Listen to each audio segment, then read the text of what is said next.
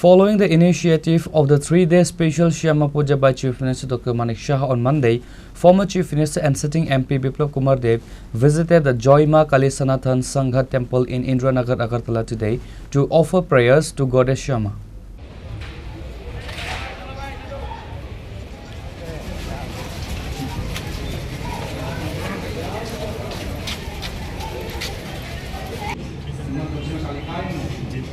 The temple is observing a special 3-day puja as part of the annual Diwali festival.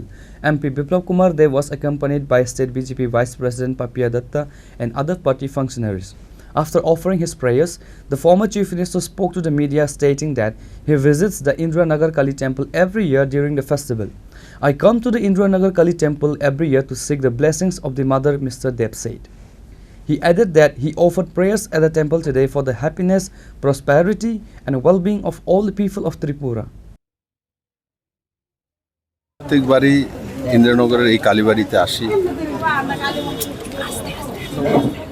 বড় মাত্রায় শ্রদ্ধালু এই মন্দিরের সঙ্গে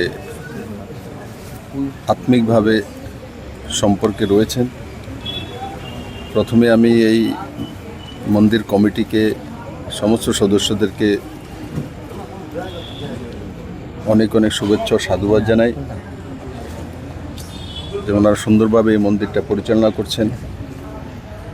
ও স্বাভাবিকভাবে কালকেই আমাদের দেওয়ালি মেলা, যেটা কালী পূজা, ত্রিপুরার জন্য খ্যাতনামা আমাদের নিষ্ঠার যে স্থান ত্রিপুরেশ্বরী মায়ের মন্দির, সেখানে সমস্ত ত্রিপুরাবাসী কোনো না কোনোভাবে সেখানে পৌঁছে যান।